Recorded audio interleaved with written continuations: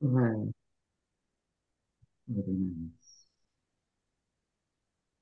Ok, bon, eh ben on va démarrer cette visio-conférence. Merci à tous d'être là, voilà, pour ceux qui sont là.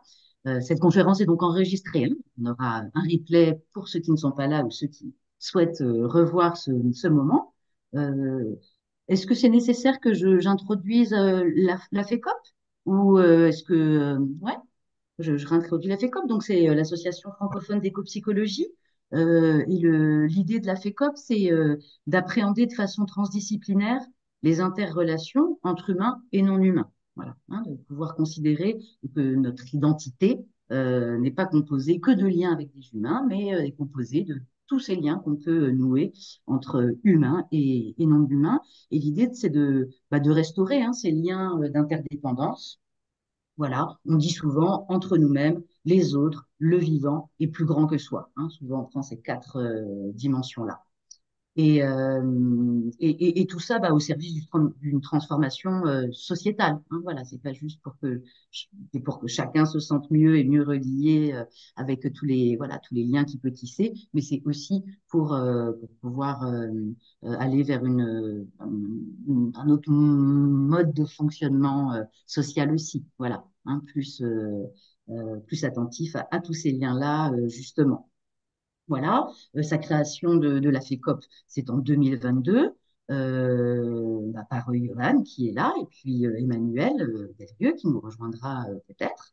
Et puis, eux, ils se donnent pour objectif aussi de réunir des praticiens et de faire rayonner, voilà, cette approche de l'éco-psychologie dans le monde francophone. Voilà. Donc, on peut aussi les remercier, du coup, hein, c'est l'occasion, voilà, de les remercier pour l'énergie et l'engagement qu'ils ont eu pour cette association, AFECOP. Et puis, moi, je tiens aussi à les remercier pour la confiance qu'ils m'ont faite en me permettant d'animer et d'organiser un certain nombre de conférences sur l'année 2024-2025. Voilà, hein, puisque cette association s'organise un petit peu en sociocratie, hein, donc voilà, avec voilà, un groupe de personnes qui a des missions en particulier à pouvoir pour faire fonctionner l'association. Bon. Donc, voilà. Et puis, l'idée avec ces visioconférences, c'est de pouvoir, une fois par mois, proposer à des intervenants de venir partager leur approche, leur action, leurs recherches, les uns avec les autres. Et moi, en tout cas, ce qui a guidé un petit peu mon choix d'intervenant pour les quelques conférences que je me propose d'animer, c'est justement de choisir des personnes qui se réclament pas forcément de l'éco-psychologie, mais dont les champs de recherche, d'intérêt ou de pratique peuvent rejoindre ou tissent des liens aussi avec le champ de l'éco-psychologie, quoi. Donc, ce soir, c'est Agathe Bernard qui est avec nous et que je remercie de pouvoir nous présenter un petit peu son travail. Agathe Bernard, elle représente là Thanatosphère, hein, une association qu'elle va nous présenter. Et si je peux la résumer, si je peux un petit peu résumer comme ça Thanatosphère, dans ce que j'ai compris des échanges qu'on a eus et de ce que j'ai un petit peu cherché, c'est une association qui se donne pour objectif d'outiller voilà, les citoyens autour du sujet de leur propre fin de vie, propre mort ou la mort de leurs proches. Voilà, sur des aspects assez concrets, hein. Voilà, elle m'avait précisé, et puis elle va vous raconter tout ça, qu'on n'est pas forcément sur un axe spirituel là, hein, du lien avec la mort. On est sur des aspects aussi très concrets de pratiques funéraires, de choses aussi non juridiques, de voilà comment la mort n'est pas un sujet qui serait réservé à des experts et des professionnels, mais comment on peut être aussi autonome en tant que citoyen alors je vais dire gérer, c'est pas très joli, mais pour voilà, traverser ces moments de fin de vie et de mort, quoi, hein. Voilà. Et puis, je pense que le mieux, c'est de laisser parler celle qui, voilà, connaît tout ça par cœur. L'idée, peut-être, c'est que Agathe puisse nous présenter un peu, voilà, qui elle est rapidement et puis thanatosphère, et puis ensuite d'échanger hein, et de poser des questions ou de faire des liens avec, voilà, avec les choses auxquelles ça nous fait résonance ou ça nous fait penser, quoi. Hein. Voilà. Si vous n'avez pas envie d'intervenir comme ça directement ou qu'elle est en train de parler, vous pouvez aussi écrire dans le chat vos questions et on va lui dire quand elle aura fini de sa phrase, par exemple. Est-ce que ça marche de faire comme ça pour tout le monde? Oui? Ok. Moi, ça me va. Ah, Agathe, à toi. Bon, eh ben, merci beaucoup pour l'invitation. Je vais me présenter moi déjà, Agathe Bénard. Euh, je suis arrivée dans le funéraire, en fait, ou dans ce moment-là de la vie, par le biais des forêts. Donc, c'est pour ça, ça vous intéresse du coup, je pense. C'est que mon dernier emploi, j'étais agricultrice, j'étais castagnicultrice, donc je m'occupais d'un verger de châtaigniers, évidemment en Ardèche. Et c'était une vieille ferme, il y avait vraiment beaucoup de boulot pour la reprise des vergers. Mon compagnon est apiculteur. Et, et puis aussi, j'ai une amie qui habite en Hollande, donc j'allais souvent, et là-bas, il y a des forêts cinéraires avec des salles de cérémonie tout en bois, toutes vitrées, tournées vers la forêt. Enfin, c'est très beau avec des endroits, des grandes tables avec des bûches sur lesquelles on peut s'asseoir tous ensemble pour célébrer une cérémonie funéraire, par exemple. Donc j'ai trouvé ça vraiment extrêmement joli. Et un jour de grand désespoir dans ma châtaigneraie à bosser comme une damnée, hein, je me suis dit, mais en fait, ce qu'il faudrait faire, c'est un cimetière forestier, et ce serait tellement plus facile, les gens pourraient être hébergés à la maison, et puis ils seraient sur ces très jolies petites terrasses, parce que c'est vrai, c'était somptueux. Et voilà, donc, et c'est comme ça que j'ai commencé à m'intéresser au statut du cimetière, hein, à me rendre compte qu'une fois qu'il y a un cimetière quelque part, il y a comme une protection.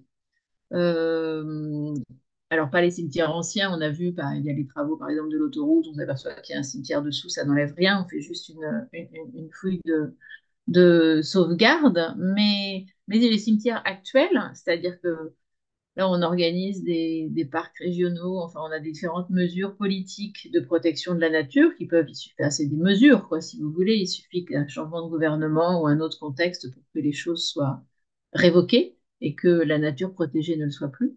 Et je me disais, ça serait intéressant de mettre des morts dans des endroits à préserver, parce que du coup, ça faisait une garantie, parce qu'à partir du moment où il y a des défunts, eh ben, on peut plus toucher à l'endroit, effectivement, et à ce moment-là, je trouvais qu'il y avait une collaboration entre les humains et la nature qui est assez rare. Et donc voilà, je trouvais ça assez agréable de pouvoir imaginer développer ce genre d'action. Donc, euh, donc je pense que c'est comme ça que j'ai commencé à découvrir, à tirer le fil de la bobine funéraire.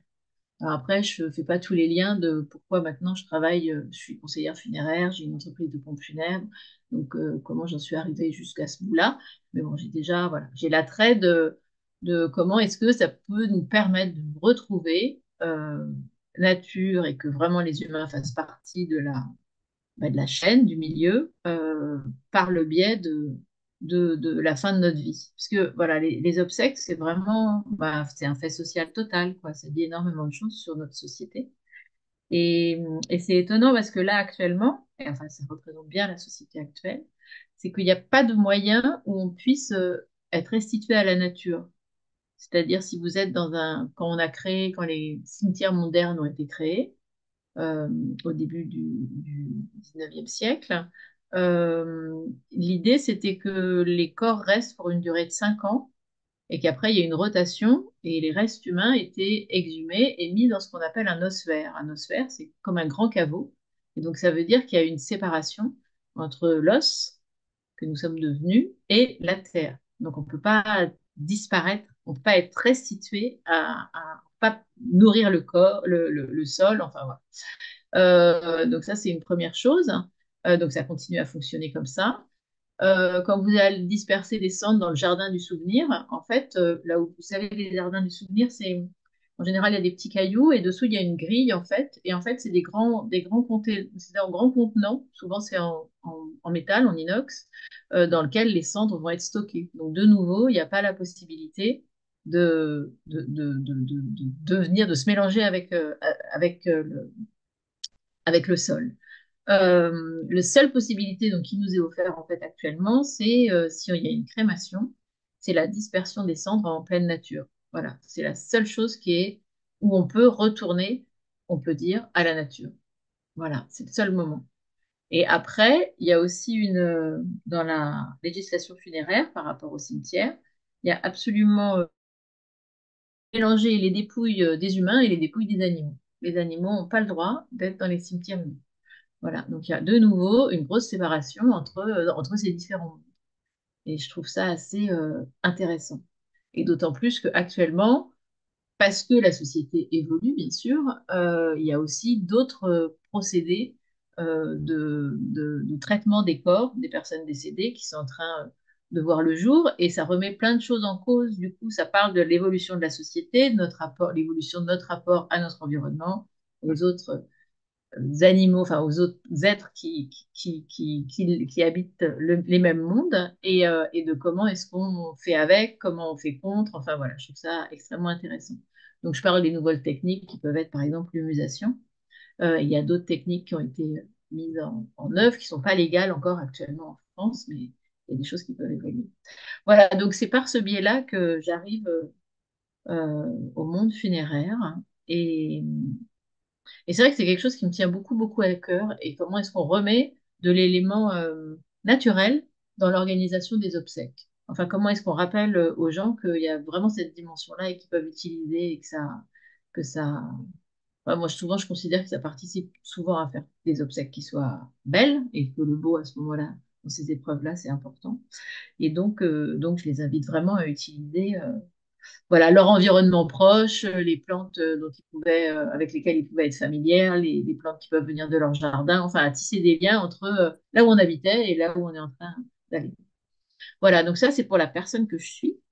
Et donc, j'ai créé Thanatosphère. Moi, j'ai beaucoup travaillé dans la prévention du sida, association de prévention primaire, à un moment où le sida, ça a quand même beaucoup brassé les lignes des spécialistes et des autres.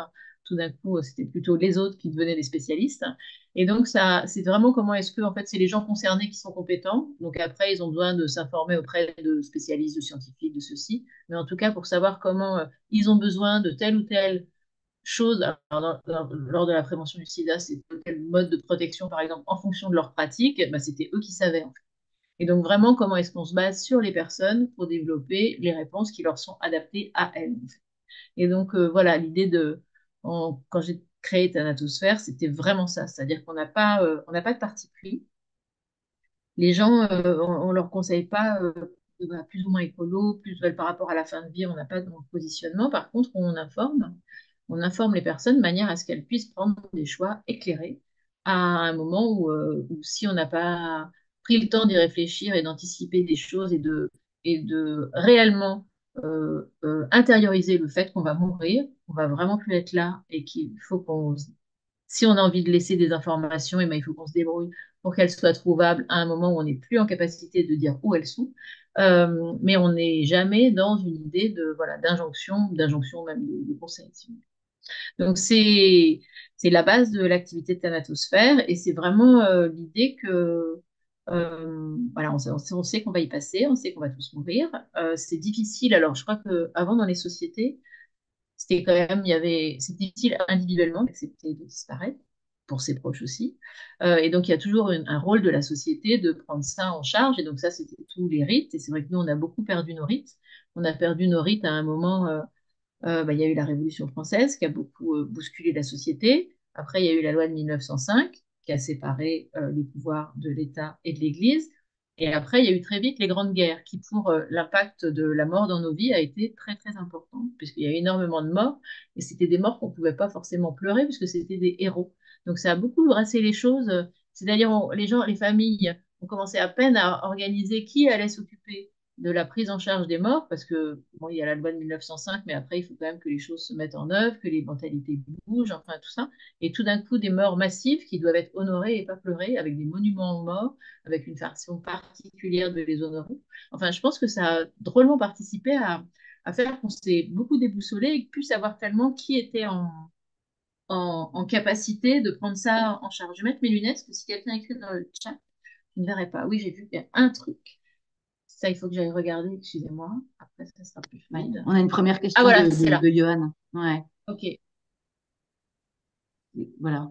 Qu'est-ce qui fait, je l'ai Ah dit ouais. pour les autres aussi, qu'est-ce qui fait que certaines manières actuelles et alternatives autour de la mort et de la mise en terre n'est pas légale encore par rapport à d'autres pays européens? Qu'est-ce qui bloque?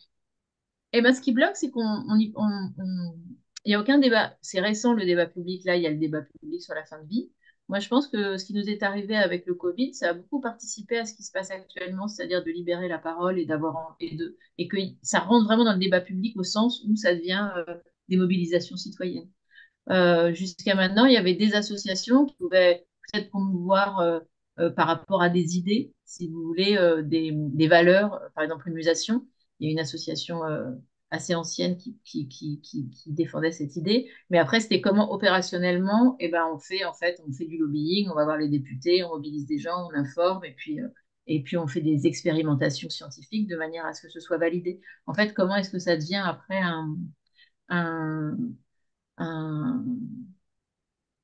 un plaidoyer, en fait. Comment on fait un plaidoyer? Donc, pour ça, si vous voulez, il y a les valeurs. Voilà, des fois, on peut porter des valeurs. Et après, comment on transforme ça en action politique? Et c'est pas les mêmes compétences dans les associations. Et donc, je pense qu'à un moment, il y a ça qui a un peu péché. Et que peut-être la société, elle était moins prête parce que l'écologie, c'est encore... voilà, là, il y a un tel niveau de dégradation de notre environnement que les choses s'accélèrent, mais et là, c'est s'accélère dans tous les sens, c'est-à-dire que la dégradation s'accélère aussi. Et donc, tout le monde prend un peu conscience de, de l'impact que peuvent aussi avoir les rites funéraires. Donc, il y a différentes choses. Il y a le fait que bah, les cimetières débordent, c'est-à-dire que la pression foncière, elle est aussi dans les cimetières. Donc, il y a des problématiques les communes commencent à s'intéresser à cette thématique. Il y a la population qui n'a pas forcément envie, voilà, cette histoire de crémation seulement ou inhumation, d'autant plus que les inhumations, ça veut dire après aller dans les cimetières, les familles, il y a certaines obligations pour être dans certains types de cimetières. On ne peut pas aller dans tous les cimetières.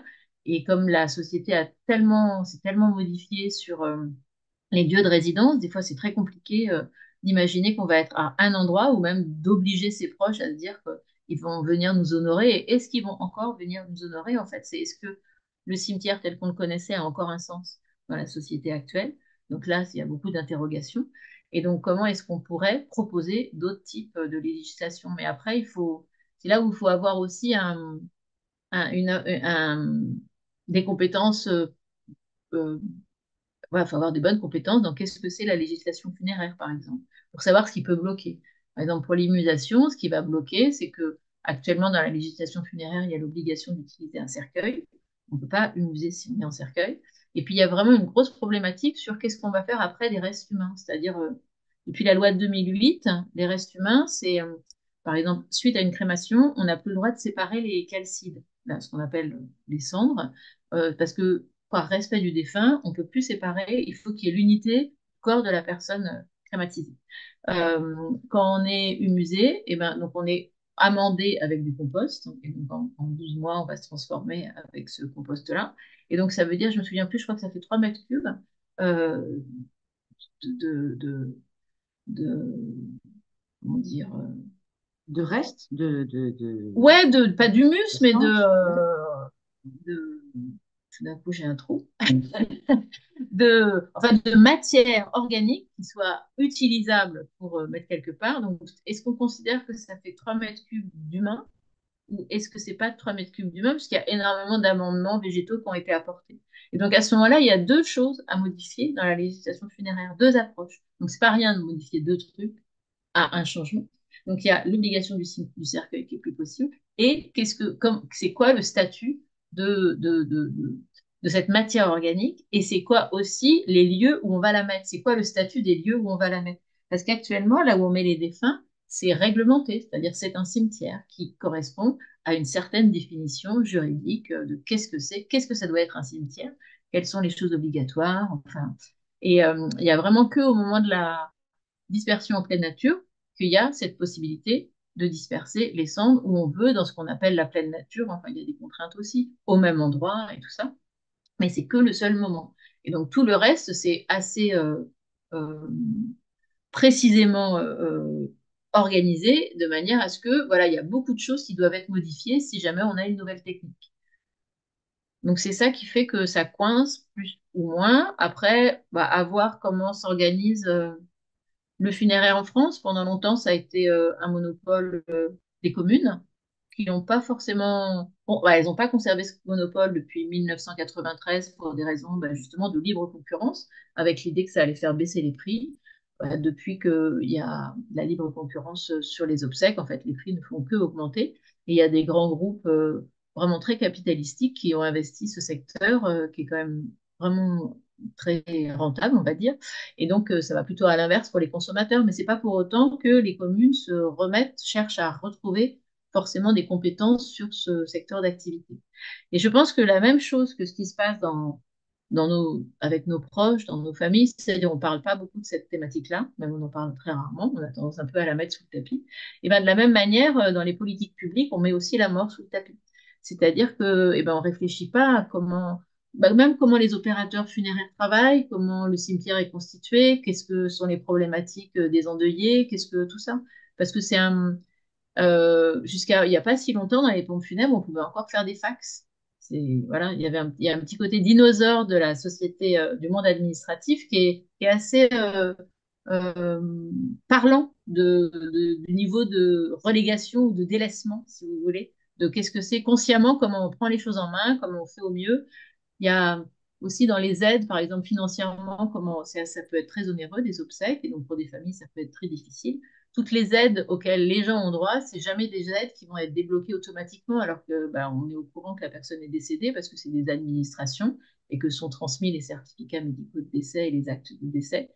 Et donc c'est toujours aux endeuillés de faire l'effort de voilà. Et il y a jusqu'à maintenant, ils commencent à peine. Il y a une association qui s'est constituée pour réfléchir à comment est-ce qu'on intégrerait le moment de la mort de la même manière qu'on intègre le moment de la naissance avec la sécurité sociale.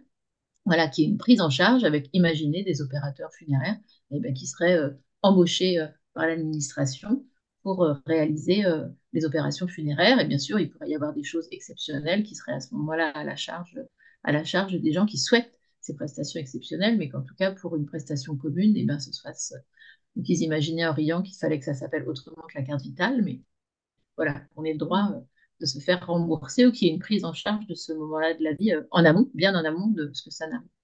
Donc, je pense que c'est, voilà, il y a un tabou qui pèse sur la mort. Alors, le motif, eh ben, il est varié, hein, mais en tout cas, le résultat, moi, je m'intéresse plus au résultat Raison. qu'au motif, parce que je trouve qu'il y a énormément de boulot là-dessus. Euh, et donc, c'est comment concrètement on essaie de faire avancer les choses, s'informer, quoi. Enfin, vraiment, comment ça devient une thématique qui est dans notre quotidien, en fait. Se dire que ça fait vraiment partie du panel d'informations qu'on a, du droit du citoyen et de la citoyenne. Il y a aussi mes droits en fin de vie, mes droits Il y a pour aussi moi, mes quoi? Le proches, droit au... le droit à la fin de notre vie, à la fin de les notre vie. droits de la fin de vie. Donc, Mhm. il y a le droit des personnes en fin de vie avec les directives anticipées, il y a différentes législations. Voilà, et donc comment on va chercher de l'information, et puis surtout comment on se positionne du coup, et aussi beaucoup comment on identifie les gens compétents, de manière à si on veut porter effectivement une demande de changement, de modification, une mobilisation du lobbying, on sache aussi à qui s'adresser. Donc il y a ça aussi qui est très important, c'est-à-dire le monde funéraire, on a l'impression que c'est loin, c'est tout figé. Euh, alors qu'en fait, c'est le maire qui est responsable, et donc c'est en fait finalement un élu qui est très très facilement mobilisable. Donc il y a une question sur les cimetières forêts en France. Et bien Oui, ça, par c'est ça, c'est exemple, alors, Julien ouais, qui est c'est pas arrivé. par Mhm. hasard que ça se développe en Alsace, parce que c'est un modèle qui vient plutôt d'Allemagne. Et Mhm. donc les cimetières forêts, alors c'est vraiment, c'est un cimetière, c'est avant tout un cimetière. Pour l'instant, l'autorisation, c'est des forêts cinéraires dans lesquelles on va seulement mettre des urnes. Quand on dit qu'on peut disperser des cendres en pleine nature, il y a l'idée de la dispersion. Dès que vous mettez une personne décédée en cercueil ou en urne dans la terre, ça veut dire que vous créez un cimetière. Donc vraiment, ça c'est vraiment important comme notion. Il peut y avoir des cimetières qui sont sur des terrains privatifs. Par exemple récent de Alain Delon qui s'est fait enterrer dans sa propriété. C'est pas parce que c'est Alain Delon, mais c'est parce que c'est complètement autorisé. Enfin, il a juste suivi la procédure et il avait une propriété qui s'y prêtait par rapport au dispositif législatif, du coup. Et ces forêts, eh ben, c'est vraiment pour accueillir des urnes avec des espaces où aussi on peut disperser les cendres. Et donc, pour l'instant, ils font ça seulement avec les urnes, je pense, parce que ça va être plus, enfin, parce qu'il y a moins d'impact, il y a moins de. Alors, je pense que pour les arbres, je ne sais pas pourquoi on ne met pas encore les cercueils. Je pense que pour les arbres, c'est plus facile d'avoir assez racines sans que le système racinaire soit dérangé. Une urne, parce qu'un cercueil, on creuse en général minimum à 1,50 m. On met un cercueil et il y a un vide sanitaire, enfin un vide sanitaire, c'est rempli de terre si vous voulez, mais au-dessus d'un cercueil, il y a 1 mètre de terre obligatoirement dans la législation actuelle, d'habitude. Donc ça veut dire que c'est quand même pas très, voilà, pour la santé des arbres, je pense que c'est pas possible. Donc il y a ces urnes qui vont être enfouies pas très profondément. C'est les communes qui vont gérer ces forêts cinéraires, donc ces cimetières, avec la même obligation pour ces espaces que quand vous êtes inhumé dans le cimetière de la commune. C'est-à-dire il faut être habitant de la commune ou alors décédé sur la commune, ou alors vous êtes français de l'étranger qui vote dans cette commune, ou alors vous êtes ayant droit, ça veut dire que vous avez déjà une sépulture dans cette commune qui vous ouvre des droits à être inhumé. Il y avait quelques années, je me souviens plus de la commune, c'était à Arbas, je me souviens plus dans quelle région c'est, c'était la première forêt cinéraire qu'ils souhaitaient faire, donc la commune avait marché, et finalement l'État avait bloqué, mais finalement c'était des raisons qui étaient légitimes, c'est-à-dire que la mairie avait dit qu'elle acceptait que toutes les personnes qui souhaitaient être inhumées à cet endroit auraient le droit d'être inhumées. Il n'y avait pas de. Un cimetière, c'est obligatoirement clos. Ça peut être clos alors soit c'est des murs, soit c'est des clôtures, mais ça peut aussi être des haies.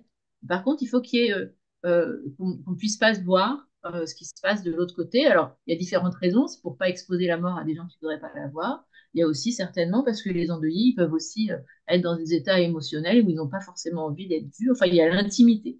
La mort, Oui, tout ce qui assurer relève. une. Pardon? Oui, oui, je dis Ouais. assurer une, pas une confidentialité, mais en tout cas, ouais, en Oui, à effet, un ça moment il y a une retenue, c'est quelque chose Mm. d'intime. On n'est pas sur la place publique avec la présence, enfin, visibiliser les moments de recueillement. Et donc, le cimetière d'Arbas n'avait pas non plus de clôture. Et puis, ils avaient mis un opérateur funéraire unique pour organiser les inhumations. Et ça, c'est totalement interdit parce que c'est un espace justement public. Et tous les opérateurs funéraires doivent avoir le droit d'inhumer des urnes à cet endroit. Donc, c'était pour ces différentes raisons. Donc, c'était pas parce que le projet dérangeait, parce que une opposition à quelque chose d'écologique, c'était parce que justement, dans la procédure, il y avait eu des erreurs de fait parce que ça correspondait pas à ce que c'est la définition actuelle du cimetière et des procédures. Voilà. Donc là, je crois qu'on en est à 3 forêts cinéraires d'ouvertes. Euh, et, et c'est vraiment quelque chose qui plaît. Donc en plus, enfin, les photos, je ne les ai pas visitées personnellement, mais les photos qui sont montrées, ben, il y a cette dimension aussi de un espèce de mobilier un peu rustique en bois, pouvoir faire des cérémonies. Euh, et ça a l'air de prendre. Enfin, les gens trouvent ça intéressant parce que je pense aussi il y a l'idée de préserver la forêt qui est, on le sait, en très très mauvais état. Et je pense que ça rejoint aussi ce qui se passait depuis quelque temps de faire des cimetières paysagers. Les cimetières paysagers, ben, c'est des cimetières où il y a moins d'enrobés, euh, où on demande à ce qu'il n'y ait pas de marbrerie qui soit posée sur les sépultures, mais plutôt des sépultures paysagères, avec, en fonction des règlements de cimetière, savoir si les types de matériaux, de végétaux qui vont être euh, autorisés. Après, au-dessus de l'urne. Alors, bah, justement, les végétaux, Pardon, ça va être. Agathe, juste pour que les personnes sachent à qui tu réponds, enfin, voilà, Ah, pardon. par rapport à quoi, juste, donc, l'autre question de Julien, puis après, on ira peut-être sur Thanatosphère, quand même, plus Oui, précisément, ouais. l'association, parce que c'est ça aussi, ce truc un peu plus global. Alors, donc, Julien, il demande, est-ce que le principe est bien de planter un arbre après l'enterrement, au-dessus de l'urne? Non, les forêts cinéraires, les arbres sont déjà là. Ils peuvent être plantés pour le moment, mais ils sont déjà là. Et on va au pied de l'urne, au pied de l'arbre, pardon, pouvoir inhumer des urnes. Et sur le tronc de l'arbre, ça dépend des dispositifs, il y a la possibilité de mettre le nom du défunt. Là, le truc auquel Julien fait référence, je pense que c'est une publicité, c'est une urne italienne qui fait beaucoup parler d'elle parce que c'est assez joli, avec des graines dans lesquelles on met les cendres, mais ça, c'est pas légal en fait en France. Voilà. Non, non, donc on plante pas d'arbres sur le dessus, c'est ces arbres qui sont là pour accueillir des défunts, et puis ben, c'est la fin de la concession, il pourra accueillir d'autres défunts puisqu'on enlèvera cette urne. Voilà. Ça Donc il y fonctionne a tout un quand même avec le mouvement, principe des concessions. C'est-à-dire, on c'est loue toujours cet le principe espace des près d'un concessions, arbre c'est un pour tant cimetière. de temps. Ouais, Hmm. c'est un cimetière. Il faut vraiment garder ça en tête. C'est un site cinéraire, c'est un cimetière réservé pour les cendres. Mais c'est la même législation. Et c'est pour ça qu'il faut que les choses, c'est vraiment important, ben, à chaque fois qu'on veut faire changer quelque chose, c'est d'identifier quel est le domaine de compétence de tel ou tel truc pour savoir ben, ce qui est mis en... Enfin, ce qui va être bloquant et comment on arrive à lever les blocages. Donc, pour que ça se modifie, il y a pas mal de choses à modifier en fait. C'est pour ça que ça peut prendre du temps. Il y a des vrais. Et puis surtout que le funéraire, ça n'a pas évolué depuis extrêmement longtemps. Donc tout d'un coup, ça fait beaucoup. Oui. Tu disais que ça remontait dans l'histoire en France, ça remonte à combien les règles qui Là, le régissent le cimetière actuel, c'est funéraire? 1804. 1804, d'accord. Et on est toujours sur ces mêmes Ouais, on règles-là, est toujours. Il y a eu 1370. un petit aménagement en 1848. Et depuis, ah si, depuis, il y a eu quand même une loi très très importante, mais pour plein d'autres trucs aussi. C'est 1900, euh, c'est 2019, la Mhm. loi Labbé qui interdit aux communes d'utiliser des produits phytosanitaires. Et donc, ça a obligé les communes à complètement réfléchir différemment l'entretien des espaces verts et des adventices dans les cimetières, parce que enfin, ça fait un moment que c'est extrêmement minéral, les cimetières. Donc tout d'un coup, comment est-ce qu'on peut faire pour garder ce côté enfin, très propre, très léché, très maîtrisé, on va dire, sans pouvoir avoir de produits chimiques et pas que ça coûte une fortune en main-d'œuvre dans le cimetière. Donc du coup, de ce fait, ils ont commencé à accepter la Mhm. végétalisation pour pouvoir contrôler les plantations qui étaient faites et tout ça. Et maintenant, ce qui se pose aussi et ce qui va nous aider à changer de modèle, c'est que les cimetières, c'est devenu des îlots de chaleur parce que c'est énormément minéralisé. Et donc, comme on est en train de lutter contre les îlots de chaleur, ça participe aussi à voilà, commencer à Végétalisation. ouvrir, végétaliser, planter de l'herbe. Et donc, de plus en plus de communes se tournent vers des modèles de cimetières, c'est-à-dire quand elles font des extensions, elles agrandissent le cimetière, elles essaient d'avoir un espace où elles font des cimetières paysagers. Cimetière Mhm. paysager, ça veut dire bon, il y a de l'herbe et qu'il y a une contrainte souvent pour que ce soit des végétaux et pas de la marmorerie qui soit posée sur la sépulture. Mhm. Avec toujours Agathe, l'idée, pardon, non, c'est juste pour te dire qu'il y a une autre question de Tiffany, mais vas-y, ah, termine. ouais, il y a l'idée beaucoup de, ah, je perds mes mots. Cimetière paysager, du Euh, coup. non, c'est pas ça. C'est dans l'espace public que les choses se passent bien. Je vais revenir. Et donc, par exemple, pour éviter qu'il y ait des oppositions, parce que entre deux familles qui seraient voisins de sépulture, mais qui n'auraient pas du tout la même gestion, il y en a une qui serait tout marbre, vraiment tout très contrôlé, voilà, et l'autre qui aurait envie de mettre des végétaux et tout ça, et ben créer des espaces qui est comme ça, d'autres ambiances qui sont sur d'autres valeurs, ça permet aussi que les gens arrivent à cohabiter dans un même espace, puisqu'ils ont des façons extrêmement l'ordre public. Voilà. On veille absolument à préserver l'ordre public, le respect des défunts, et donc pour des personnes qui ont une tombale, vraiment, ils veulent le granit, ils veulent qu'il y ait, voilà, si jamais il y avait des feuilles ou des adventices ou des choses comme ça serait pour eux une marque d'irrespect du défunt, ça voudrait dire qu'on s'occupe plus de la sépulture. Donc, on commence à L'abandon, quoi. limiter. Voilà. Et donc, si à côté, bah, c'est plein de vide, ça va dans tous les sens et c'est plutôt ça qui est prôné, bah, il peut y avoir des difficultés. Et donc, voilà comment est-ce qu'on permet à ces différentes façons d'honorer ces défunts, qui peut On être peut très, très éviter. importante et émotionnellement très forte, quoi, Mhm. de cohabiter au sein du cimetière et donc de faire aussi des espaces différents pour toutes ces différentes personnes. Mhm. Il y a une nouvelle question, je mets mes lunettes. Alors, ouais. Est-ce que tu pourrais, Tiffany demande, est-ce que tu pourrais préciser le cadre légal des dispersions en pleine nature? Alors, la pleine nature, eh ben, l'avantage, c'est que c'est flou, donc profitons-en. La pleine nature, ça veut dire que tu es hors du périmètre d'une agglomération. Tu n'es pas du tout dans le tissu urbain ou communal, enfin, il n'y a pas de ville, quoi, pas de village. Tu n'es pas sur un sentier ni sur une route. Tu es à 35 mètres minimum d'une habitation. Ça peut appartenir à quelqu'un, le terrain, mais tu n'es pas forcé de demander l'autorisation. En fait, ça va dépendre. Il y a une loi là qui est sortie, donc j'ai plus la référence exacte. Elle est de 2023 et c'est par rapport aux chasseurs. Je ne sais pas si vous vous souvenez. Avant, parce que très souvent, la forêt en France, elle appartient en général à des propriétaires privés. Et donc, quand on se balade, eh ben, on est toujours en train d'aller sur les terrains de propriétaires privés, mais même dans les parcs régionaux ou les parcs nationaux. Et jusqu'à maintenant, si les gens ne voulaient pas que des visiteurs, enfin voilà, des randonneurs viennent se balader, il fallait que eux-mêmes fassent la preuve qu'ils étaient sur un terrain privé. Et maintenant, ça s'est inversé. C'est aux personnes qui viennent, qui se baladent, de savoir s'ils sont sur un terrain privé ou pas. Et donc, si jamais, par exemple, on fait une dispersion de cendres sur un terrain privé, en faisant un peu peut-être une cérémonie, quelque chose qui dure un peu longtemps, et que le propriétaire n'est pas d'accord, eh ben, il peut vous verbaliser, enfin vous faire verbaliser parce qu'en fait vous êtes venu sur sa propriété.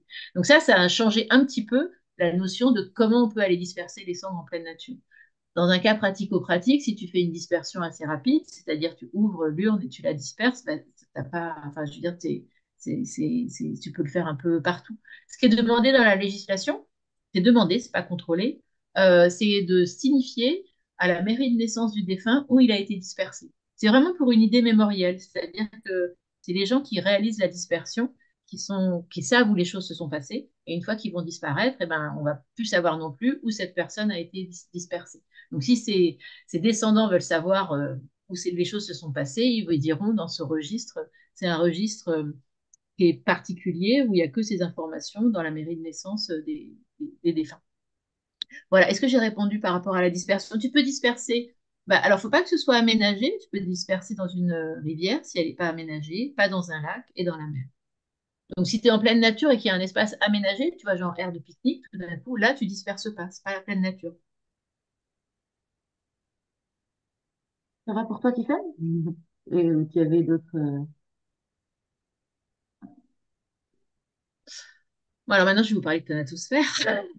Oui. Donc, thanatosphère, eh ben, ça s'appelle thanatosphère parce que c'est thanatos, c'est la représentation de la mort en grec, et sphère, c'est au sens de la connaissance. À renommer l'association, on mettrait un S à sphère parce que voilà, c'est les connaissances avec plein de disciplines différentes. Et donc, vraiment, l'idée, eh ben, c'est d'informer. Alors, on est effectivement, tu l'as dit, Vanessa, en introduction, on n'est pas du tout ni dans le spirituel, hein, ni dans le religieux, ni dans le philosophique, bah, parce que on considère que c'est pas que ça nous intéresse pas ou que ce soit pas intéressant du tout, mais ça, il y a déjà il y a déjà des choses là-dessus. Et puis c'est aussi souvent, des fois, parfois, une manière d'éluder la mort et on n'en parle pas d'une manière concrète. Pour nous, c'est vraiment un phénomène naturel de la vie et donc on en parle comme un phénomène naturel de la vie et comment elle est concrètement, comment les choses se passent. Donc, bah, comme on est une société humaine constituée en société bien organisée, bah, comment légalement les choses s'organisent et puis aussi de qu'est-ce que individu on traverse, c'est-à-dire qu'est-ce que c'est les processus de deuil, qu'est-ce que, voilà, avec l'aide de notions de psychologie, de pouvoir comprendre ce qui nous arrive, de manière à savoir prendre des repères aussi, parce que comme on a très peu d'informations au niveau de la société sur ce moment-là, on a souvent aucun repère et ni beaucoup de questions, parce que comme on n'en parle pas, et ben, on n'y pense pas et on n'élabore pas, on réfléchit pas là-dessus tellement. Donc des fois, on a des réponses qui sont en fait des réponses, on a juste mis un mot sur une vague question ou quelque chose et on se satisfait de, de ce motif, alors qu'en fait, c'est juste le début de plein d'autres interrogations. Enfin, il y a très souvent des choses, par exemple, quelqu'un qui décède, qui a toujours dit à ses enfants, bah, je donne mon corps à la science. Donc tout le monde disait, OK, il donne son corps à la science, sauf que personne ne savait vraiment ce que ça voulait dire donner son corps à la science. C'est-à-dire que quand quelqu'un donne son corps à la science, et ben dans l'heure qui suit, le corps est parti. Donc ça veut dire qu'il n'y a aucune cérémonie autour de la personne décédée. Et si ses proches n'étaient pas là à ce moment-là, ils ne peuvent pas non plus voir le défunt. Et ça, si on s'y attend pas, ça peut être hyper violent. Mais tout le monde avait l'impression d'être prêt à il donne son corps à la science. On ne s'est pas dit, mais qu'est-ce que ça veut dire? Et en fait, nous, c'est ça qui nous intéresse. Ça veut dire qu'est-ce que ça veut dire pour comprendre et arriver pas visualiser, mais presque, c'est-à-dire à concrètement comment les choses s'organisent. Qu'est-ce que ça veut dire? C'est quoi les conséquences de telle ou telle chose, de manière à vraiment pouvoir prendre des choix, faire des choix éclairés. C'est-à-dire comment est-ce que ça devient une réalité. Voilà, c'est vraiment ça qui nous intéresse pour qu'on puisse on puisse se projeter dans cette réalité et de quelle manière on se projette. C'est... Et pour ça, alors comment on fait? Et ben alors on tâtonne, hein, ça fait 2 ans et demi qu'on existe, donc évidemment il y a tout un tas de trucs qu'on est en train d'imaginer, de développer, et c'est ça aussi qui nous plaît. Enfin, on gardera cette idée-là. On a eu la chance de rencontrer le livre de Bernard Crêta qui s'appelle Café mortel. Bernard Crêta, c'est un socio-anthropologue suisse qui est mort il n'y a pas très longtemps. Il a écrit ce livre en 2004. Et c'était au moment où il était à la retraite, hein. Il découvre la retraite et puis évidemment il pense à sa mort. Il avait été directeur du musée ethnographique de Lausanne. C'est quelqu'un qui a vraiment, il est très très compétent. Enfin, je pense que c'est, puis c'était un bon vivant. Enfin, je pense qu'il a une personnalité vraiment intéressante. Et donc il trouve qu'on voit pas la mort en ville, il habite à Lausanne, et que c'est dommage. Et donc, il met l'idée de faire des cafés mortels au café. Donc, au café, parce que au café, c'est un espace public, puis avec l'idée un peu de la sociabilité de ce type de lieu où on peut se confier à des gens qu'on ne connaît pas, bah justement parce qu'on ne les connaît pas et que c'est plus facile de parler des fois de choses intimes, un peu comme ça, engageantes avec des gens qu'on ne connaît pas qu'avec nos proches. Et donc, il développe ça, et c'est des espaces où les gens viennent témoigner. Et ça, c'est très habile de sa part pour éviter que ce soit du débat, pour éviter qu'il y ait des conflits, pour éviter qu'il y ait des gens qui veuillent prendre l'ascendant sur les uns ou les autres. Et ben, c'est que du témoignage de vécu. On vient partager son vécu. Donc, tout le monde est à la même hauteur. Et, euh, et on n'est pas là pour s'influencer, se renseigner, voilà. On est juste là pour écouter l'expérience des autres. Et donc, ça veut dire ça nous permet de nous décentrer complètement parce que on entend des témoignages qui sont aussi souvent complètement une autre manière de vivre, déjà de vivre des situations auxquelles on n'a pas été confronté, parce que c'est multiple, aussi de vivre d'une situation semblable, mais de manière complètement différente. Et ça nous permet vraiment de faire évoluer notre connaissance et d'ouvrir le champ des possibles sur, alors c'est pas seulement sur ce qu'on peut faire, mais c'est sur comment on peut vivre les choses aussi, tout simplement. Et des fois, avec le phénomène du deuil, ça vous allez mieux savoir, parce que moi, je suis pas du tout de bagage en psycho, quand il y a des deuils qui sont traumatiques, les gens on se bloquent souvent. Et donc, les adultes qui ont eu un deuil, peut-être dans l'enfance, ils sont restés bloqués à ce moment-là. Et donc, tout d'un coup, il y a des gens qui entendent des personnes parler d'autres manières de vivre un deuil qu'ils avaient vécu quand ils étaient enfants et qui découvrent d'autres manières. Une fois, je me souviens d'un café mortel qui était vraiment, c'était impressionnant parce que c'était quelqu'un qui parlait de son père qui était décédé. Euh, donc, elle était enfant. Et son père avait, voilà, ça avait fait un blackout. Il avait jamais parlé du décès de son épouse et il avait jamais pu accompagner ses filles pour qu'elles s'en parlent, enfin tout ça. Et elle avait beaucoup d'amertume à l'égard de son père par rapport à ça parce qu'il considérait qu'elle l'avait pas protégé, il l'avait pas aidé et tout ça. Et au même café, il y a quelqu'un qui parle de la mort de sa femme et de l'état dans lequel dramatique ça l'a mis. Et tout d'un coup, cette personne, elle a réalisé qu'en fait, c'était son père, mais que c'était aussi un mari qui perdait son épouse et qu'en fait, il avait fait comme il a vécu.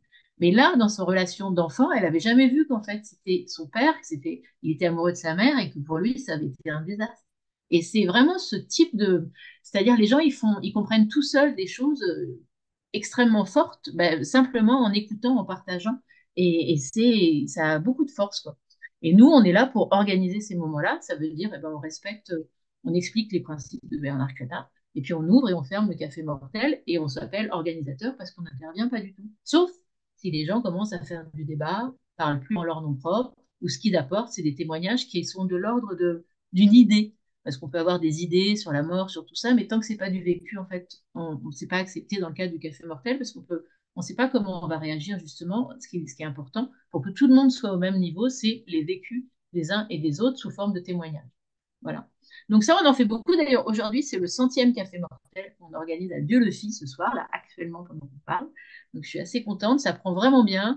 Donc on forme des gens à organiser des cafés mortels. Ils pourraient le faire sans nous, mais du coup, ils viennent aussi bénévoles à Thanatosphère.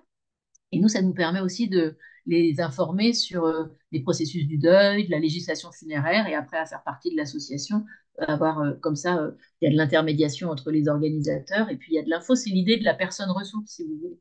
C'est ce qui peut être aussi en éducation thérapeutique des patients, enfin ce qui a beaucoup marché, hein, donc on ne se compare pas à ça, parce que là, enfin, c'est pas le même, mais c'est la même démarche, si vous voulez. C'est comment est-ce on s'épaule pour être plus compétent, pour pas comme on a dit qu'il y avait beaucoup de problématiques de tabous sur ces thématiques-là, voilà, d'oser s'affranchir du tabou pour s'informer de manière à devenir personne ressource déjà pour soi-même, ses proches et puis peut-être les gens dans son entourage.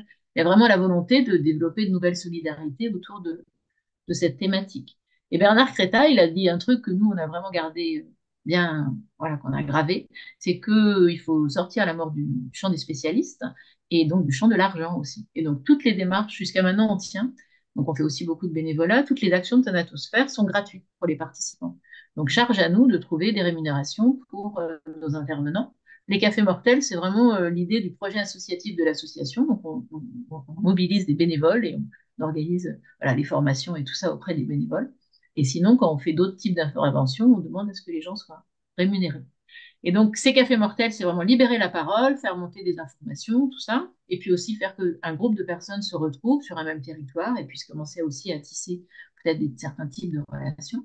Agathe, parce que tu parles de territoire en plus, puis c'est écrit avec ton prénom, c'est Dromardèche, donc c'est plutôt en Dromardèche tout ça, ou est-ce En fait, on a que... commencé à Valence et assez vite, on s'est développé dans le Royan, aussi dans la vallée de la Drôme, donc sur un territoire un peu grand. On s'est développé comme ça parce qu'au début, on avait fait comme tout le monde un diagnostic de territoire en disant on va se développer comme ça, comme ça. Et puis en fait, c'est une thématique qui est particulière et donc il y a des gens que ça branche pas du tout. Voilà. Et donc on a beau leur proposer et c'est bien, c'est de la proximité et tout ça, ça ne fonctionne pas. Donc en fait, on s'est un peu cassé les dents et assez vite, on a été appelé par des gens qui nous avaient repérés et qui, eux, pour le coup, étaient intéressés. Et maintenant, on se développe comme ça. Donc, ça veut dire qu'on fait des fois le grand écart parce qu'on a un territoire qui n'est pas forcément cohérent, du coup, par rapport à Hmm. notre développement. Mais c'est comme ça que ça fonctionne, en tous les cas. Donc, on va du Royan, effectivement, on est en train de se développer aussi en Isère, à Dieu-le-Fit. On va pas plus loin pour l'instant que Dieu-le-Fit, dans la vallée de la Drôme, pour ceux qui connaissent. Et on commence à se développer en Ardèche. Donc là, on est à Annonay, on fait des cafés mortels réguliers et d'autres types d'ateliers dont je vais vous parler. On est sur le plateau de Vernoux, plutôt centre Ardèche, et on commence à se développer en Ardèche du Sud parce qu'on a été sollicité par une asso. Par exemple, samedi dernier, on a fait le premier café mortel dans un village qui s'appelle La Blachère et il y avait 80 personnes. Et là, c'était quand même conséquent. Hmm. Voilà. Et, Et pardon, du coup, ça m'évoque une autre question. Est-ce que par rapport aux autres associations qui œuvrent aussi un petit peu ce même objectif, euh, est-ce qu'on peut définir comme une espèce de géographie un petit peu en France?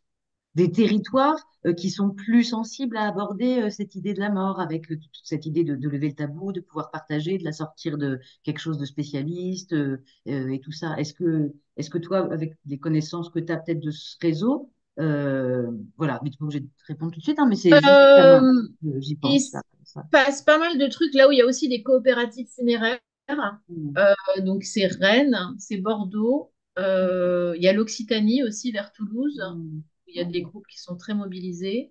Mm. Après, c'est ceux que je connais, hein, Mm. parce Non, que pour les autres, ouais. Mm. dans les années, Bernard Créta, il écrit son livre en 2004, et c'est vrai que vers 2012-2015, il y a pas mal d'associations qui ont déjà repris cet outil en France, mais ça avait pas la même, ça n'a pas pris, c'est-à-dire la société n'était pas prête à suivre et à adhérer. Là, il y a vraiment on profite de cet effet sociétal, hein, où les gens sont, Mm. on a envie, et je pense qu'il y a vraiment, les gens ont envie que les choses bougent et que des rituels se modifient, enfin qu'il y ait des choses qui une réappropriation de ce moment-là de la vie. Puis je pense que le Covid nous a mis tellement mal qu'en fait, il y a tout ça à réparer aussi, et aussi sur le fait de ne pas être ensemble. Enfin, voilà. Et que les funérailles, c'est aussi un moment où les gens se retrouvent, les gens se pardonnent, les gens se réconcilient, enfin, et que ça, les personnes ont envie de réinvestir ces moments de rencontre aussi, ces grands rassemblements familiaux ou de proches, en tous les cas d'intimité. Donc, il y a pas mal de choses qui existent. Et après, il y a avec tous les travers il y a la silver economy aussi qui se développe, c'est lié à ça. C'est-à-dire que là, il y a Mm. les Mm. baby boomers qui cassent leurs pipes. Et donc, ça veut dire aussi qu'il y a beaucoup d'entreprises qui se mettent un peu sur ce. C'est aussi pour ça Créneau. qu'on a décidé d'être gratuit, c'est-à-dire on veut vraiment pas pouvoir être associé à des gens qui travaillent sur cette thématique, enfin qui font qui ouvrent la parole comme une manière aussi de communiquer sur leur activité professionnelle finalement. Et Mm. donc on a vraiment, c'était pour ça que c'était vraiment important. On est une association, on a envie, on aimerait bien être le service public de la fin de vie ou un équivalent, en tout cas jusqu'à ce que n'importe quel pouvoir public se mette à remplir cette fonction, parce qu'en fait c'est là que ça devrait se passer. Et voilà, et pas des professionnels qui gravitent autour de ce moment-là de la vie, parce que c'est, enfin voilà, on peut être assez mal à l'aise avec beaucoup de nouveaux profils, de professions émergentes pour lesquelles je ne sais pas encore quelle est l'existence économique, si vous voulez, parce que je ne sais pas si ça va correspondre aux besoins des personnes. Enfin, voilà, ça peut être particulier. En tout cas, là, c'est vrai que c'est bien parce que c'est très vif, il se passe beaucoup de choses, mais du coup, il y a aussi, il y a de tout, quoi. Enfin, voilà. Donc, aux personnes, aux familles, aux proches, aux futurs défunts, de choisir ce qu'ils ont envie et vers qui ils ont envie de se tourner en tous les cas. Donc, il se passe pas mal de trucs, j'avoue. Actuellement. Ok. Il y a une petite remarque de Tiffaine qui dit j'étais à la Blachère, c'était une vraie expérience à Ah, autant de personnes. ouais. Ouais. Ouais, c'était fort, hein. Moi, j'ai jamais fait 80 personnes. J'avais jamais fait. Mm. Donc c'est bien, voilà. Et puis on va organiser un week-end de formation d'organisateurs de café mortel, de manière à ce que ça se développe aussi par là-bas. Mm. Et puis il y a Julien qui dit tout ce que tu fais, enfin qui demande tout ce que tu fais pour ta natosphère est totalement bénévole. Alors moi, je suis payée sur quand je fais de la coordination et j'anime tous les ateliers. Alors au début, il y a eu beaucoup de bénévolat, je commence de plus en plus à me payer.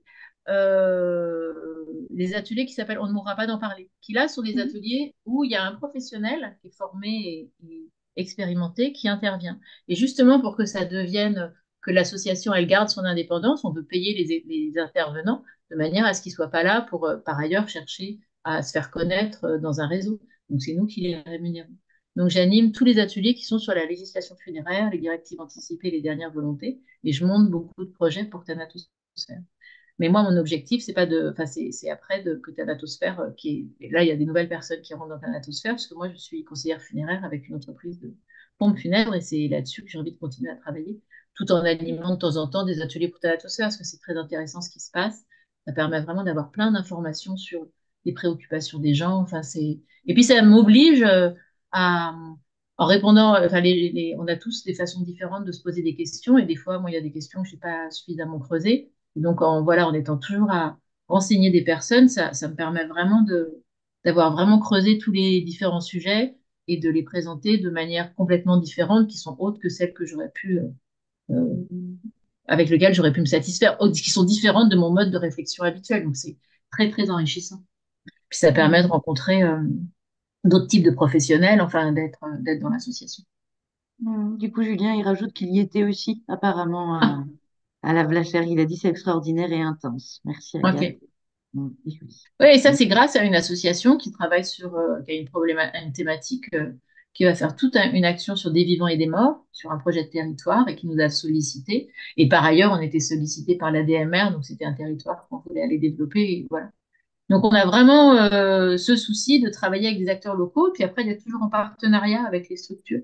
Donc, il y a d'autres associations qui travaillent sur le deuil, donc toujours s'informer de qui fait quoi, de manière à pouvoir informer les personnes des autres interlocuteurs dont ils pourraient avoir besoin, euh, et puis de toujours être avec les partenaires habituels locaux, c'est-à-dire nous, quand on fait des actions, on fait aussi des moments où c'est des temps forts, hein. Et donc là, on fait le média artistique, c'est pas mal aussi pour pouvoir aborder ces thématiques.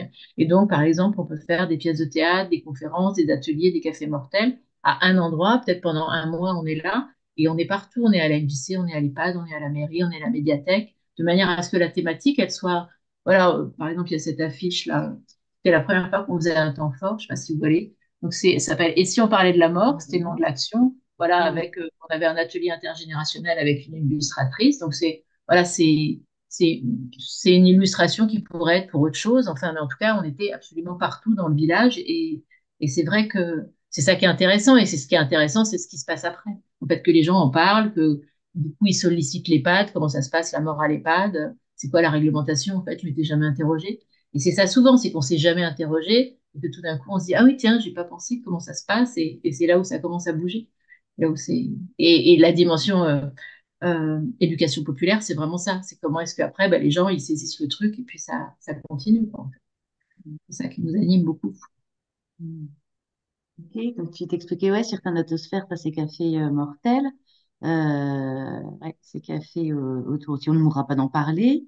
Qu'est-ce qu'il y a d'autre comme On, on action s'adresse phare un peu? aussi aux professionnels, c'est-à-dire on peut aller former des professionnels de manière à ce que les aider à appréhender la thématique pour leur public. Donc, ça peut être du Mhm. médico-social, ça peut être aussi de l'hospitalier.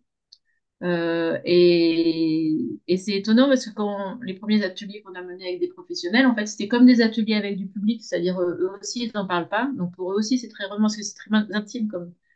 Enfin, on est tous confrontés Au dans revoir, notre vie Tiffany, qui Pardon? doit nous quitter. Je dis au revoir à Ah, Tiffany, pardon. qui savait qu'elle doit nous quitter. Salut. Mhm. Au Merci. revoir.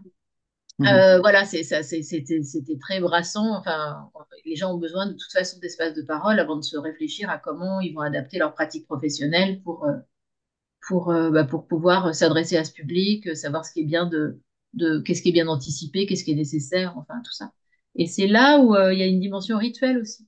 Comment on refait du collectif dans les établissements autour de ça. Et donc les rituels, c'est aussi comment on investit le jardin, comment on a écrit des noms sur un arbre, enfin, et assez facilement les gens ils se tournent vers la nature. C'est vrai qu'il y a quelque chose de très réconfortant dans l'espace naturel qu'on ressent pas mal dans la prise en compte et la volonté d'organiser ces obsèques. Ces obsèques, ou en tous les cas, on sent que la nature, c'est comme un lieu ressource quoi, pour les personnes. Donc voilà, donc là on en est je crois qu'on a 100 adhérents, on a quand même 30 organisateurs de Café Mortel et on va continuer à en former. Et puis on a pas mal d'actions normalement qui vont se développer pour 2025 et puis on va essayer Il y a une association qui nous a sollicité pour être le relais Thanatosphère à Poitiers. Donc, je pense que voilà, ça va continuer à se développer comme ça. Et puis après, l'idée, c'est de continuer. On essaie toujours de relayer les informations de toutes les autres structures qui font des choses. Donc, dès qu'on a une info d'un café mortel quelque part, on le met. C'est plutôt sur les réseaux sociaux à ce moment-là pour diffuser le maximum d'informations sur tout ce qui peut se passer sur cette thématique. Voilà, et de faire on va beaucoup travailler autour du cimetière, parce qu'il y a beaucoup d'infos et d'enjeux autour du cimetière. Enfin, c'est quelque chose qui nous intéresse beaucoup, beaucoup. Donc, on va essayer de faire des temps forts aussi, où on fait venir les forêts cinéraires, les associations qui travaillent autour de l'humusation, et puis aussi faire monter en compétence les élus pour qu'ils puissent avoir des informations sur tout ça. Enfin, voilà, comment est-ce que tout le monde peut s'informer et se rendre compte que c'est quand même assez intéressant. Enfin, c'est ce que ressort souvent après les ateliers, c'est que les gens trouvent ça vraiment intéressant, assez libérateur d'avoir pu en parler. Il y a vraiment un effet, je pense, on parle beaucoup de la charge mentale que ça fait, le silence autour de la fin de vie, de la disparition, de la mort. Je pense que c'est vraiment pas anodin. Et donc voilà, dans nos actions, je pense qu'il y a vraiment, ça participe à aller plus légèrement vers quelque chose qui devient inévitable et qui peut aussi être envisagé, je pense pas de manière légère, enfin ça dépend pour qui. J'avais vu un documentaire qui s'appelait On n'aura pas d'en parler, justement. Et c'était au Canada. Et c'était assez marrant. Il y avait un cours de apprendre à mourir sur la respiration, sur le lâcher-prise. J'avais trouvé ça vraiment exceptionnel. Donc, on n'en est Mhm. pas encore à faire on n'a pas encore trouvé. Voilà, il faut trouver les professionnels qui y vont, quoi. On n'a pas encore trouvé, je pense, des kinés ou je sais pas, qui vont nous accompagner là-dessus. Mais ça pourrait tout à fait être les thématiques voilà, qu'on met en œuvre parce que c'est voilà, comment on y va inévitablement et qu'on accepte notre état naturel. Enfin, il y a vraiment une dimension, voilà, vous êtes sur la psychologie, alors, attendez, je vais pas faire de bêtises, Oui, euh, l'économie. l'éco-psychologie, et voilà, nous, c'est comment est-ce que, c'est pour ça qu'on va pas sur le spirituel et tout ça, c'est parce qu'on est immortel avec la spiritualité, avec les idées. En fait, on est Mhm. concrètement des mortels, et comment les choses se passent, voilà, l'obsolescence programmée, comment on la vit, et comment on l'accepte. Et si on Mhm. l'accepte pas, comment on se débrouille pour faire autrement. Enfin voilà, comment on accepte de pas l'accepter. Enfin, voilà. En tout cas, le Mhm. silence plus douloureux que, que ce qui nous arrive finalement. Et puis comment à être vraiment tellement euh, mal à l'aise avec ce moment-là de la vie, ça nous empêche aussi de passer des moments sincères avec les personnes en fin de vie. C'est surtout aussi ça qui est très important. Mhm. C'est-à-dire, nous, ça nous gâche la fin de notre vie parce qu'on a la chocotte. Et au moment où quelqu'un est en train de mourir, on lui dit, mais non, tu vas voir, ça va s'arranger. Et voilà. Donc c'est un peu caricatural ce que je dis, mais voilà, ça arrive aussi. Et voilà, comment est-ce qu'on peut accepter d'accompagner les autres. Le moment de la mort, c'est aussi vraiment un moment où la société Enfin, c'est pas pour rien, on est dans une société hyper individualiste et c'est aussi pour ça que les gens meurent plus seuls. Et donc là, il va y avoir quand même des tensions économiques et tout un tas de choses qui vont faire. Je pense qu'on sent qu'on a besoin de se rapprocher. Et donc forcément, on va aussi être au plus proche au moment du décès de nos proches. Et on est dans une société qui met plutôt en avant ben, nos forces. Et la mort, c'est vraiment la faiblesse. C'est aussi pour ça que voilà, on prend en charge, même dans le droit du travail. Vous vous mariez, je crois que c'est 4 jours. Le décès d'un proche, c'est 2. Enfin, ça n'a rien à voir. C'est, voilà, on a choisi ce qu'on mettait en valeur. Ah, c'est intéressant. Et du coup, tu disais, on manque encore de, enfin, je rebondis, qui pourrait, voilà, intervenir pour nous apprendre à mourir, enfin, en termes de respiration, je sais pas, moi, sophrologie, je sais pas, voilà. Ouais. Est-ce qu'il y a d'autres champs comme ça qui sont un peu manquants ou Mm.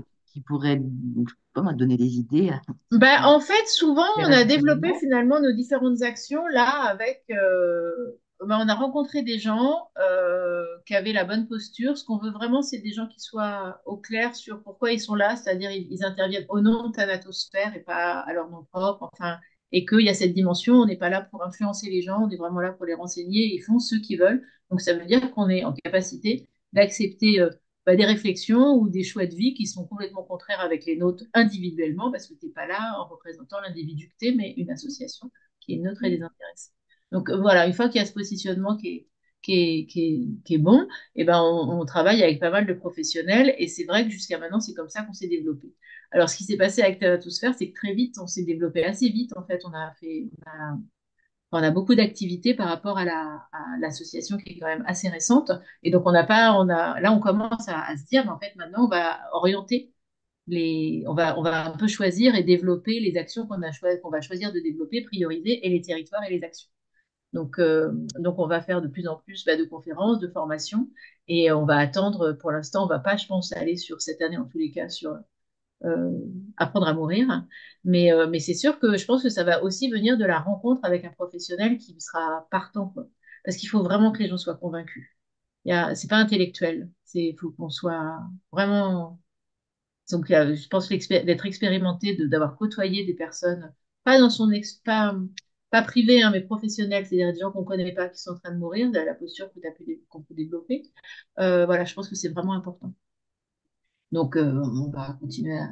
Mais il y a de plus en plus de gens qui nous sollicitent et c'est plutôt intéressant. Donc, ça fait des rencontres et je trouve ça bien aussi que les gens fassent l'effort aussi de repérer l'assaut. Ça veut dire que la thématique les intéresse, qu'ils trouvent que ils aiment la démarche de l'association. Après, nous, on voit que ça fonctionne et après, on travaille ensemble. Enfin, quelque chose de simple, en fait. Voilà, la dimension, on aimerait bien, voilà. La mort, c'est un truc de proximité et Thanatosphère, c'est une association de proximité, en fait. Vraiment. Je crois que c'est ça. Super. Ok. Est-ce que tu vois quelque chose à rajouter, Agathe? Ou est-ce que bah, voilà, Patrick et Julien qui sont là depuis le début, euh, Pierrick, pas Patrick, pardon, Pierrick et Julien, les deux Juliens qui sont là. Vous avez, du coup, ça vous évoque des questions, des résonances ou que vous avez envie de poser directement à Agathe? On partage ensemble. Sinon, je peux Eh, rajouter un truc. Enfin, oui, vas-y, pardon. non, non, vas-y, j'ai après fini, hein. Je t'en prie. Non, par rapport, comme vous êtes vous êtes psy, les cafés mortels, donc c'est sûr que c'est bénéfique pour les gens. Les gens, ils viennent jamais très longtemps dans les cafés mortels. Enfin, c'est-à-dire, ils vont venir peut-être maximum 3 fois. Et après, eh ben, soit, voilà, ce qui était encombrant pour eux, enfin, ce qu'ils ont pu verbaliser, ça les a aidés. Puis souvent, de venir au café mortel, de commencer à en parler, bah, ça fait que du coup, ils en parlent avec leurs proches. Enfin, ça libère quand même la parole. Ou alors, les personnes.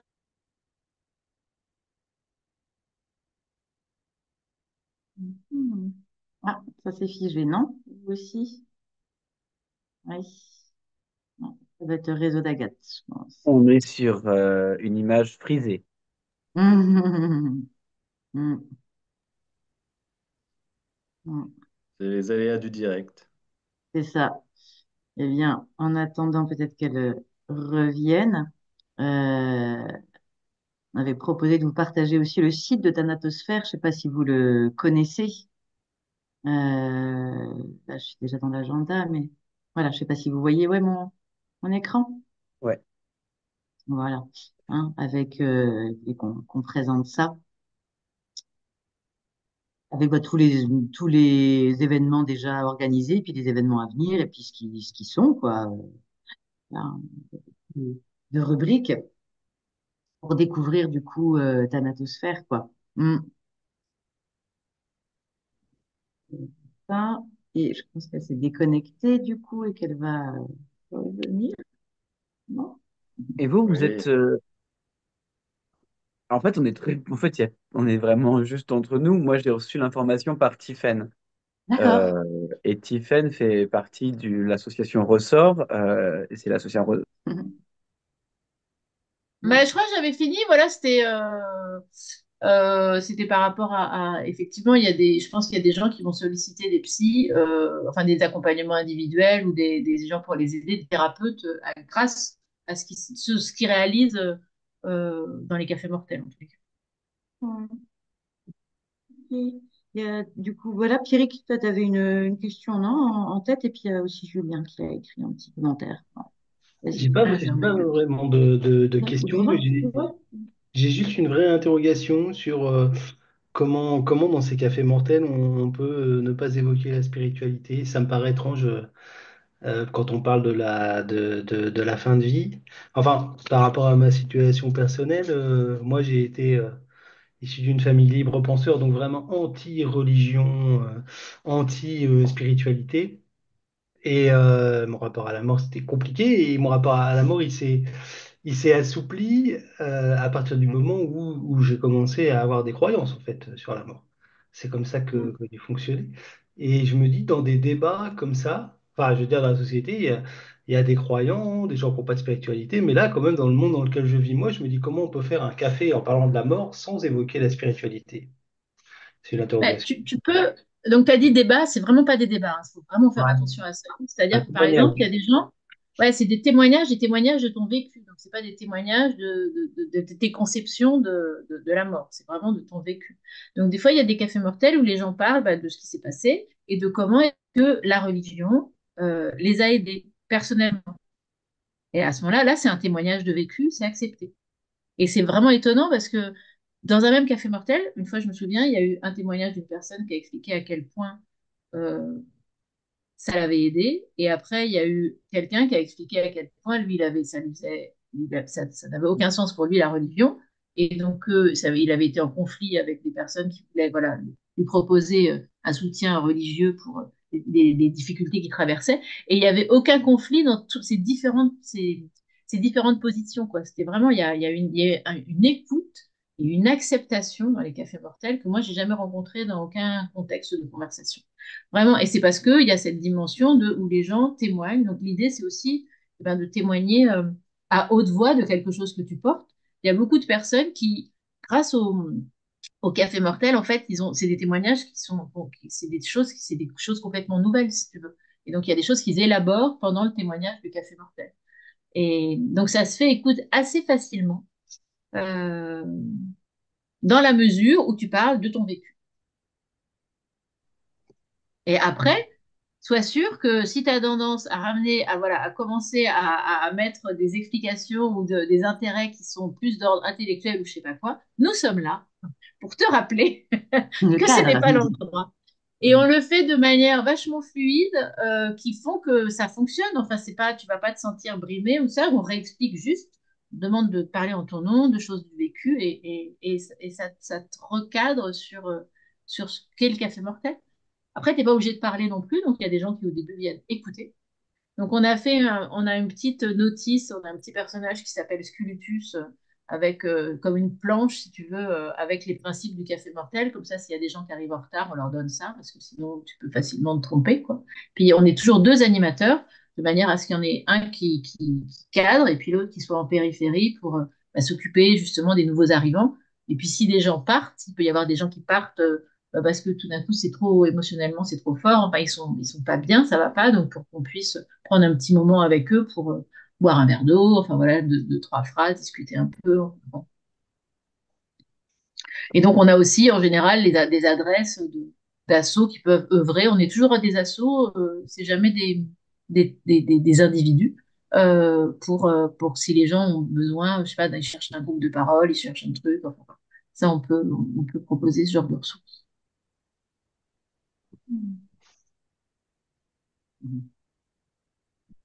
Je crois qu'il y a Ok. quelqu'un qui demandait comment s'appelait l'asso à Poitiers. Elle s'appelle Oui, Thanatos, la mort à vivre. Elle a été créée il n'y a pas longtemps. ouais, c'est Julien qui disait que l'association de Poitiers t'a contacté et je connais une structure proche de Poitiers susceptible d'être intéressée. Voilà. Ah, bah voilà. Donc là-bas, c'est Thanatos pour la mort à vivre et donc ils peuvent les contacter. C'est en train de se développer et après ils vont devenir Thanatosphère pour de vrai. Est-ce que je peux Oui. apporter un témoignage à Pierrick? Oui, Ok. Julien. Parce qu'en fait, je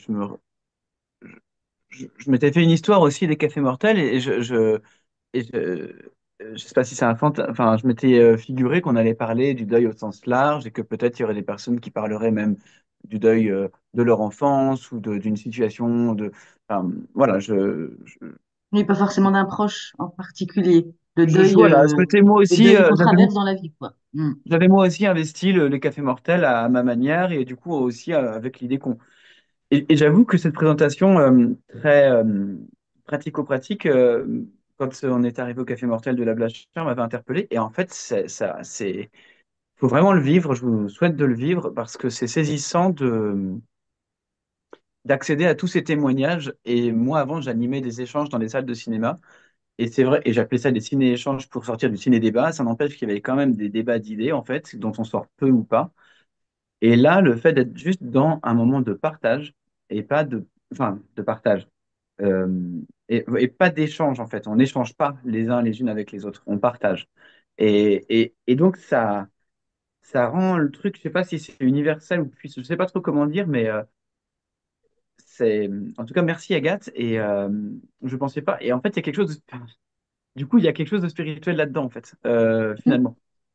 Alors que c'est très pratico-pratique et en fait d'entendre le vécu de toutes ces personnes-là, ça donne une espèce de d'auteur en fait à laquelle on s'attend pas. Et, euh, et oui, en effet, c'était très puissant, j'ai trouvé. Voilà, Mais je il y voulais a juste. énormément d'humanité. Pardon, excuse-moi, je te coupe. Il y a Vinciane Després qui dit, moi j'adore le super pouvoir des morts, c'est rassembler les vivants. Et c'est vrai que les cafés Mhm. mortels, ont cette dimension-là. Mhm. Il y a quelque chose de. Déjà, ça veut dire qu'on s'est fait confiance de se parler. Enfin, ça témoigne d'énormément d'intimité et de lien. Ça nous rassemble, quoi. Ça veut dire qu'on Mhm. a, quel que soit, alors comme on ne les parle pas, enfin, on a nos différentes positions, mais dans les épreuves de la vie, il y a quand même tellement de choses où on est proche, quoi, en fait. Bon, ça résonne, les gens résonnent, en fait. Mhm. Et en fait, là, ce que tu dis sur Poitiers, ça signifie que d'autres. En fait, ta natosphère est exportable. Enfin, d'autres structures peuvent se manifester et dire, ben, nous, on aimerait être Mm. un peu un centre thanatosphère dans le nord, à droite à gauche. Ouais, on propose de les former à organiser des cafés mortels, toujours avec les autres outils pour devenir personne ressource, et puis les approches qu'on a développées. Après aussi, il y a l'idée de, ben voilà, on a commencé à développer des relations avec des partenaires financiers, et donc il y a aussi comment est-ce que ils peuvent aussi profiter des réseaux qu'on a commencé à mettre en place, quoi. Pas de tout la logistique qu'on a développée, enfin, et donc ça, on partage tout ça après. Bah, ça nous est pas venu tout de suite, c'est parce qu'ils nous ont sollicité et finalement on trouve que c'est une bonne idée. C'est un besoin qui a émergé, quoi. Vous avez eu des demandes Ouais. dans ce sens, quoi. Mm. Mm. Mm. Mm. Il y a En tout cas, on encore était des... assez surpris, pas surpris, mais c'est vrai que, bah, que ça fonctionne bien, quoi. Ça veut vraiment dire qu'il y a une grosse demande et, et que moi j'aime bien l'idée que, enfin, je pense que ça va vraiment participer à ce que des gens s'intéressent à la thématique funéraire et que des choses changent, quoi. Vraiment. C'est-à-dire, on est souvent à dire, ah, les pompes funèbres sont des escrocs, ceci, cela, machin. Mais on a une responsabilité. Enfin, évidemment, j'enlève pas le rapport de force qu'il y a, parce qu'il y en a un. Mais il y a aussi de la même manière qu'on est consommateur avec l'alimentation qu'on qu'on- qu'on achète, si tu veux. Et donc, si on se renseigne de rien sur le monde de la fin de vie alors qu'on sait qu'on est mortel, et qu'on découvre ça au moment où on vient d'enterrer son papa la nuit d'avant, eh ben, c'est évident que tu vas pas pouvoir faire des choix éclairés parce que déjà tu connais pas tes droits, tu connais pas, tu sais pas ce que tu peux faire et puis tu es juste dans un état de sidération qui fait que même si en face tu as quelqu'un d'hyper pédagogue, tu t'intègres pas ce qu'on est en train de te raconter. Et donc Ouais, c'est ça vrai que c'est quand même pardon. on est tous responsables de réfléchir de cette manière, c'est-à-dire de faire comme si la mort, bah, c'était jamais dans notre quotidien, quoi. Et c'est facile de ne pas penser qu'en fait, elle peut arriver, de pas réfléchir à comment ça se passe quand on est famille monoparentale, si jamais il nous arrive un truc. Enfin voilà, tout. Enfin, de la même manière, quand tu vas à la maternité, on t'a jamais préparé et si jamais l'enfant était mort-né, jamais, jamais, jamais. Alors que c'est des choses qui arrivent. Et donc, quand ça t'arrive, eh ben, tu as la double peine. Tu as le cauchemar de perdre ton enfant, plus de jamais avoir imaginé que ça pourrait t'arriver. Et donc, voilà, comment est-ce qu'on arrive à enlever cette double peine? Et ça, c'est aussi nous tous, comment est-ce qu'on s'interroge, on en parle, on se renseigne, et, et, et on imagine que ça peut arriver. Hmm. Ouais, Gaëtan, c'est vrai que c'est intéressant, puis on pourra voilà, s'acheminer peu à peu vers la conclusion, voir que là, au sujet de la mort, c'est un vrai gros sujet qui nous permet aussi de faire des transitions, quoi, à la fois intérieures et à la fois sociales. Tu parlais de l'alimentation, tu parlais, voilà, ça fait partie quand même des gros sujets qui structurent nos vies d'humains, et sur lesquels il y a beaucoup de choses effectivement bah voilà, à faire un peu basculer pour qu'ils soient vraiment des sujets dont on peut tous s'emparer, puisqu'ils nous concernent tous et toutes, quoi. Ouais. Voilà, ça me fait penser aussi à notre sujet de notre lien à l'argent, quoi, qui est aussi un très gros sujet. Voilà, donc c'est très chouette de voir qu'il y a des personnes, des assos et de plus en plus d'élan et de propositions autour de ça pour nous accompagner aussi à se réapproprier ce sujet. Et, euh, et avec cette neige qui est tombée de mon côté, moi, en tout cas, là où je suis, j'ai envie de dire, c'est presque un sujet que j'ai trouvé rafraîchissant. Enfin, Ah oui. c'est drôle, on parle d'amour et en même temps, c'était, voilà, ouais, rafraîchissant. Il y a plein de portes qui s'ouvrent et plein de façons de reconsidérer, ouais, voilà, ce moment qui nous traverse tous, quoi. Ouais. Donc voilà, je vais vous remercier. Johan, t'aurais envie de- d'ajouter quelque chose avant qu'on se quitte? Merci Agathe de ce témoignage. Je trouve que c'était vraiment très intéressant, oui. Et, euh, et je pense que ça peut trouver un bon écho auprès de la FECOP, puisque c'est finalement un angle mort, et pas que à la FECOP, mais c'est un angle, un angle mort. On parle du sujet, un angle mort. Euh, et je pense que c'est hyper intéressant, hyper enrichissant ce que tu développes avec ces assos, avec voilà, le café mortel et tout ça.